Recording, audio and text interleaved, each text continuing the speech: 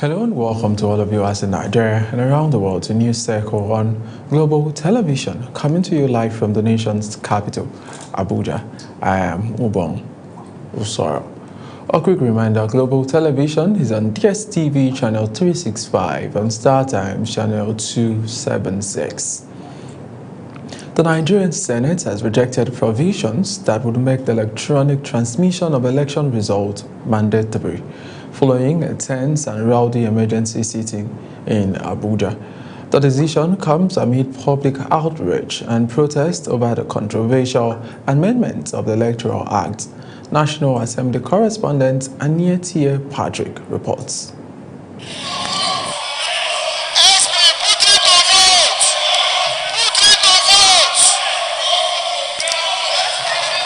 The Senate convened an emergency plenary on Tuesday to address growing reactions from Nigerians over its passage of the Electoral Act Amendments Bill. At the heart of the controversy was the Senate's decision to remove provisions mandating the real-time electronic transmission of election results. During the sitting, Senate President Godswill Akpabio began proceedings with the consideration and adoption of the votes and proceedings of the last plenary session. Trouble, however, emerged when the Senate arrived at the section of the bill dealing with electronic transmission of results. Those in support of the motion as enunciated by Senator Monguno and seconded by Senator Pamoro say aye. And those again say nay. The ayes have it. The Senate Chief Whip, Senator Mohammed Monguno, raised a point of order citing relevant sections of the Senate standing rules to enable the chamber rescind its earlier use of the word transfer, replacing it with electronic transmission. The motion was subjected to a voice vote and approved. Electronically transmit the results from each polling unit to IREP portal, and such transmission shall be done after the prescribed Form EC8A has been signed and stamped by the presiding officer and or countersigned by the candidates or polling agents where available at the polling unit. But moments later, the chamber descended into a rowdy session when Senator Einaya Abaribe challenged the outcome, insisting that there was a clear division among lawmakers and calling for a more definite voting process. Despite the protest, Senator Abaribe later withdrew his motion, paving the way for the Senate President to rule on the matter. Mr. President, I claim a division. In respect of, we need to vote individually now. From the outcome of the emergency sitting, the Senate effectively upheld its earlier decision, declining to include the words mandatory and real-time in the provisions for electronic transmission of election results. This means that while electronic transmission remains an option under the amended bill, it will not be compulsory. From the National Assembly, Aniyetie Patrick reporting for Global TV News. The federal government has confirmed that the joint health sector unions have suspended its 84-day nationwide industrial actions following a successful conciliation meeting. In a statement signed by Ado Bako, Assistant Director of Press and Public Relations, the Minister of State for Health, Dr. Isaac Adekunle Salako, says the resolutions reflect the federal government's commitment to dialogue, fairness, and protection of Nigeria's health workforce. The government said all members have been directed to return to work immediately in the interest of patients, health system stability, and national public health security. The Chief of Army Staff, Lieutenant General Wadi Shaibu, has approved the immediate deployment of the Chief of Army Staff Intervention Battalion of Special Forces to Plateau State. At a press release signed by the Media Information Officer of the Joint Task Force Operating Enduring Peace, Captain Chinonso Ote, and cited on the Nigerian Army's X handle, described the move as a potential game changer in tackling insecurity in the states. The troops already in the state are tasked to aggressively and decisively address the recent resurgence of terrorist attacks. Also, the Chief of Defense Staff, General Olufemi Oluyede, says the federal government must deliberately build the capacity of men and officers of the Nigerian police force and the Nigeria Security and Civil Defense Corps in the ongoing war against insurgency. General Oluyede stated this during the 2025 budget appraisal and defense of the 2026 budget proposal, which held at the National Assembly Complex in Abuja. Accompanied by top military officers, the CDS was received by members of the House of Representatives Committee on Defense, chaired by Lagos lawmaker Babajimi Benson. The Chief of Air Staff, Air Marshal Sunday Aneke, says Nigeria's security environment remains fluid, directing the Nigerian Air Force Air Component commanders to intensify intelligence-led operations across all theaters. Aneke gave the directive during a high-level strategic meeting with Air Component commanders, describing the engagement as a critical form of reviewing ongoing operations and adapting strategies to ending emerging threats. He also said the evolving nature of the security landscape demands speed, precision, and continuous operational adjustments, stressing that intelligence must remain central to air operations. In a statement by the Air Force spokesperson Eyime Ejodame, noted that the meeting provided an opportunity to access current missions, close identified gaps, and align operational plans with real-time threat dynamics. Barely a week after the new Commissioner of Police assumed office, the Imo State Police Command says it has recorded major breakthroughs in crime-fighting operations across the state, with several suspects arrested and victims rescued. Our correspondent in Owerri, Amarachi Ibe, brings this report.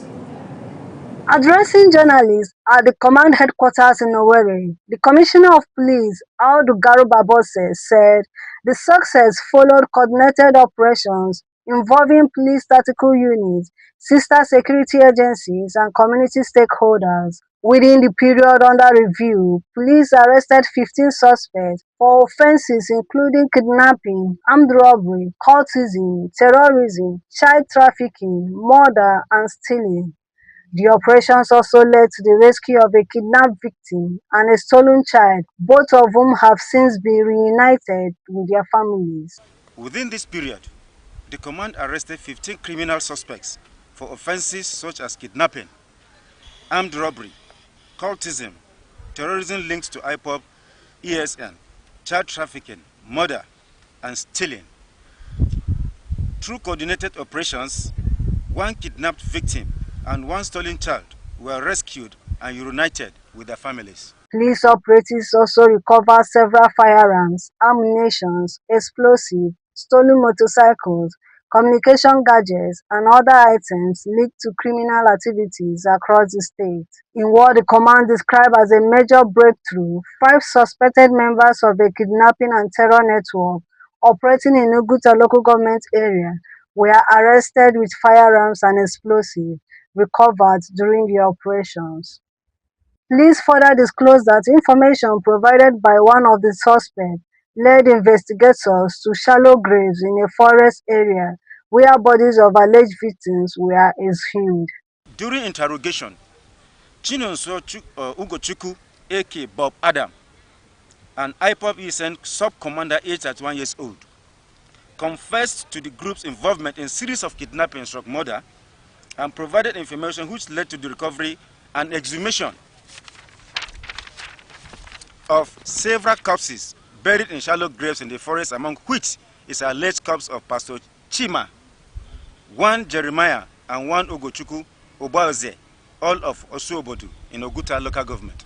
The police commissioner commended officers involved in the operations and assured residents that efforts to dismantle criminal networks across the state will continue. From Owerri, Amarachi Ibe, reporting for Global TV News. Operatives of the National Drug Law Enforcement Agency have arrested 6 suspects and seized large quantity of illicit drugs during a raid on a notorious drug enclave in Amahausa, Bonny Island, Rivers State, an operation that left 1 officer dead. In a statement signed by its Director of Media and Advocacy, Femi Babafemi, the agency said the raid carried out recovered cocaine, heroin, tramadol, among other substances. Chief Narcotic Agent Sadiq Bako Mujahid sustained severe head injuries, while when the suspects, led by a gang leader, Genesis George Benson, mobilized armed hoodlums to resist arrest.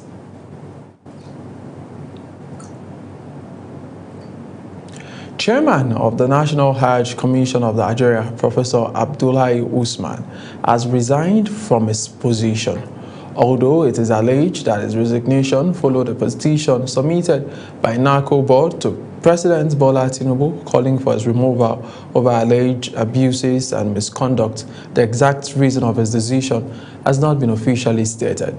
The technical assistant media to NACO chairman Ahmed Muazu, who spoke to newsmen in Abuja, confirmed the development, but said the circumstances surrounding the resignation are still unclear. The All Progressive Congress in Anambra State have assured members of its commitment to delivering free, transparent, and inclusive congresses.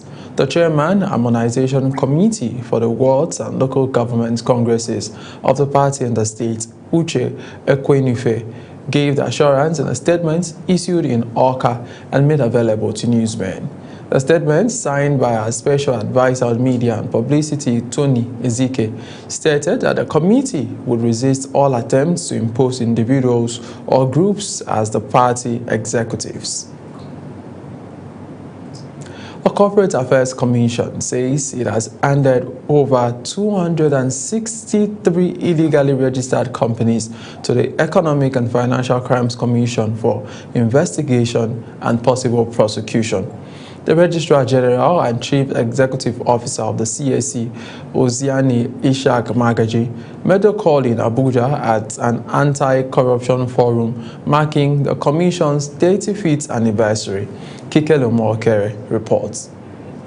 The Registrar General Corporate Affairs Commission, Hussein Magaji, explained that the CAC is legally positioned to serve as the central repository for beneficial ownership information across the country. The Registrar General also warns that companies that fail to disclose their persons with significant control are classified as inactive. Yet, some financial institutions still allow some entities to operate accounts and transfer funds. Magaji disclosed that the Commission has submitted 248 fake companies registration along with 15 additional entities to the Economic and Financial Crime Commission for investigation and possible prosecution over illegal transactions. Therefore, an urgent need for a single harmonized national register for beneficial ownership in Nigeria. CAC is positioned by law and structured to serve as the central repository for beneficial ownership information. Chairman, Independent Corrupt Practice and Other Related Offences Commission, Musa Aliu, stressed that transparency is best achieved when anti-corruption institutions operate in a coordinated and unified system. Transparency is a choice, a deliberate decision to govern, regulate, and do business in the open. With the push for a unified beneficial ownership register, the Corporate Affairs Commission says stronger collaboration and compliance will tighten Nigeria's anti-corruption framework and deny criminals safe space within the corporate system. Kike Lomo Ukeri, Global Television News. You're watching the live broadcast of News Circle. News Circle continues after this weather forecast with business, foreign, and sports stories on the other side of this break. Please do stay with us. You're welcome. Parts of the north, central, and the southern region of the country have been experiencing isolated thunderstorms popping up here and there. Now, even with these rainfall activities, we're still seeing daytime temperatures rise across some cities, with values climbing around 41 degrees Celsius. So yes, it may feel quite uncomfortable out there. So what should you expect going into Wednesday? A fairly quiet morning across most parts of the country. But as we move into the afternoon, conditions become more favorable for laundry activities over parts of Taraba, Kaduna, and Kebbi State. There are also slim chances of thunderstorms across Plateau, the Federal Capital Territory, Niger, Kwara, Kogi, and Benue State. And keep an eye out, these rainfall activities could also spread to some inland cities and also the coastal parts of the country. And that's the weather update. I am Akami Samarda. Do join us again.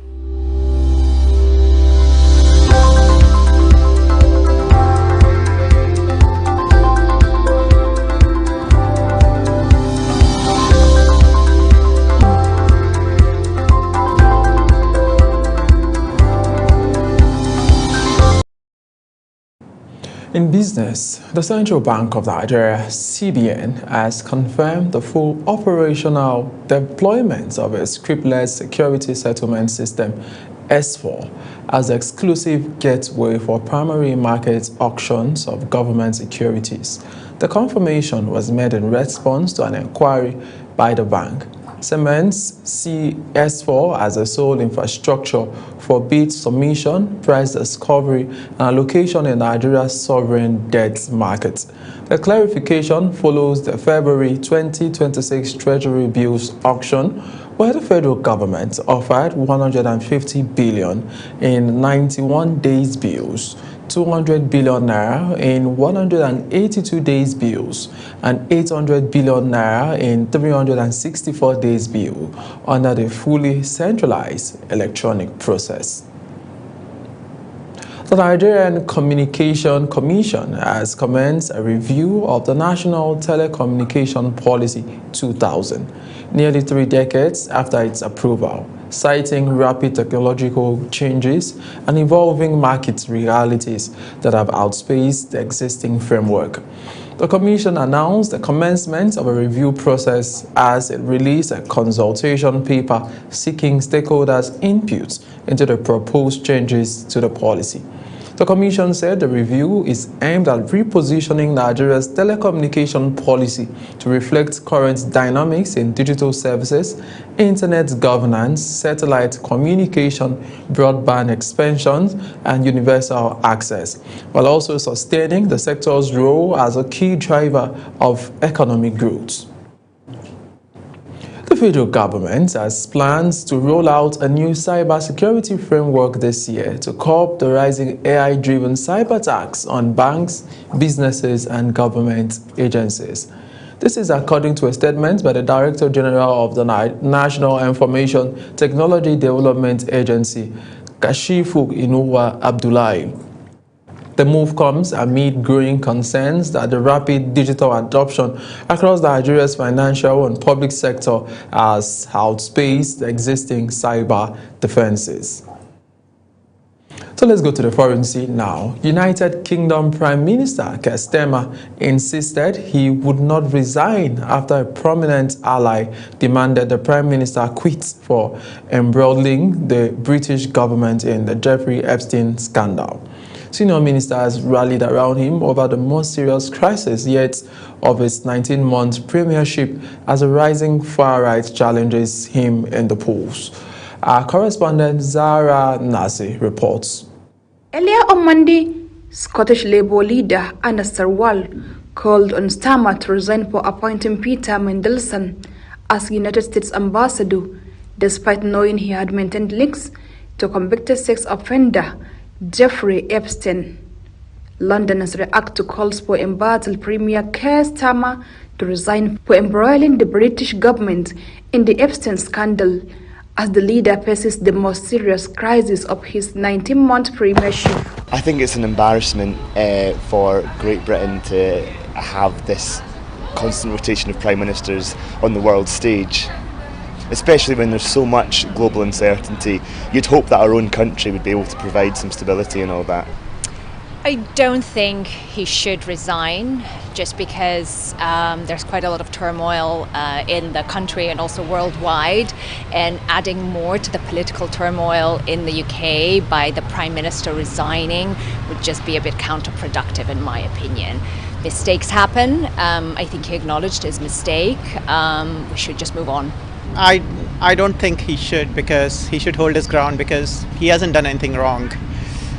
What has he done wrong? I mean, he supported somebody on good faith and that person let him down. Mendelssohn, right, you're talking about. If he's let him down, what is his fault? So I think it's a bit unfair to push him to the edge for that reason. Several cabinet ministers came out in support of the Prime Minister following several days of ominous silence, including his deputy, David Lammy, Foreign Minister Vet Kufa, and Finance Minister Rachel Reeves. Zahra Unasir reporting for Global TV. The United Nations Human Rights Chief, Volker Turk, has called on all parties in the conflict in Ethiopia to take urgent steps towards de-escalation in the Tigray region. The UN chief insisted political dialogue and confidence-building measures are urgently needed to not renewed resorts to armed violence. Again, Zara reports. Renewed tensions in the country risk a return to war between Ethiopian forces and the Tigray People's Liberation Front, with at least 600,000 people killed during their previous conflict, according to the African Union. Speaking in Geneva, Rabina Shamdazani, a spokesperson for the office of Volker Turk, says recent clashes have highlighted the risks of a deepening human rights crisis in northern Ethiopia. The UN High Commissioner for Human Rights, Volker Turk, calls on all parties to take urgent steps towards de-escalation amid the precarious situation in the Tigray region. Recent fighting between the Ethiopian army and regional forces has highlighted the risk of a deepening human rights crisis in the north of the country. The situation remains highly volatile and we fear that it will deteriorate, worsening the region's already precarious human rights and humanitarian situation. The Rights Office highlighted that drones, artillery, and other powerful weapons were used by both sides, while they also engaged in arrests and detentions. Zahra Unasir reporting for Global TV. To sports now. President Bola Tinubu has extended congratulations to players of the Nigeria Descent after Seattle's She-Wolf 29-13 victory over New England Patriots in the Super Bowl 30 at Levi's Stadium in Santa Clara, California. In a statement issued by a special advisor on information and strategy, Bayo Onanuga, the president hailed the players for what he described as the pride and honor they have brought to their country of descent. According to a statement, the president said the players' achievements were a source of national pride, particularly commending Emawori Nwosu and Meye for raising Nigeria's flag after the Super Bowl victory.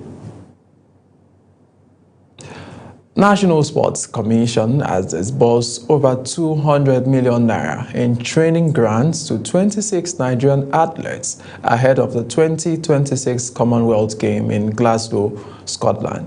The grants, approved through the Commission's Elites and Podium Board, were awarded to both home-based and foreign-based athletes across sports, including athletics, wrestling, weightlifting, taekwondo, and parasports.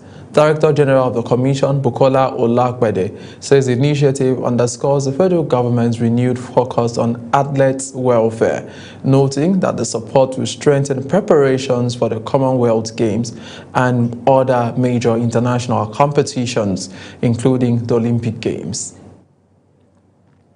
That's it on News Circle. A quick reminder, Global Television is on DSTV channel 365 and Star Times channel 276.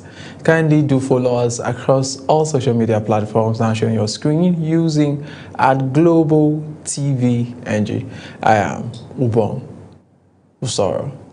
Bye for now.